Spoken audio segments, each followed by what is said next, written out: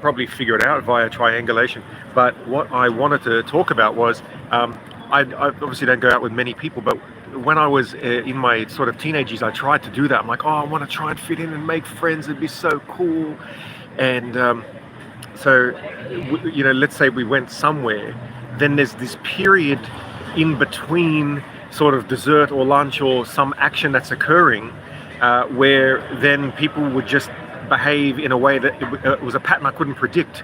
And I realize now, obviously, that neurotypicals do things called going with the flow, but I couldn't analyze what that flow was, and where do you go, where do you stand, what do I do, why are we standing here, what are you doing. I couldn't make out, for example, that they might be just deciding to go to a shop to look at things, but hold on a sec, why this shop, what are you looking at, where do I stand, do I look here, do I look there, why are people thinking I'm weird, and am I being paranoid, and you don't actually know. I just remembered now because I took out my girlfriend and a friend, which I don't think I've done ever, almost in a decade, and we had that same issue.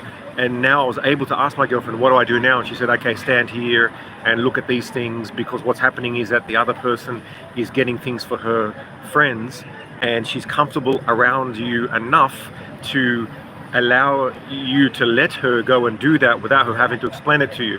These are all these neurotypical codes that someone with, say, a neurodivergent mind cannot necessarily understand without it being explained to them. So I'm very lucky that I have her to explain that to me now. I'm also in less of a need at this age to try to fit in, or you've got that desperate need, that absolute desperate need that you have as a teenager to sort of want to be accepted, and your sense of value doesn't yet come from within, it's still on the outside, so you're trying to have that sort of reaffirmed somehow, and then it depresses you, so you think you have to do something like walk around, or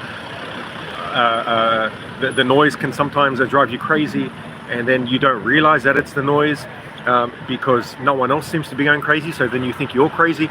So anyway, all that stuff was happening, and I thought I'm sharing it now because, of course, now there are 16 and 20-year-olds with autism that know they have it, and maybe can have this to allow them to recognize that 20 years ago people still had it and they still had those issues.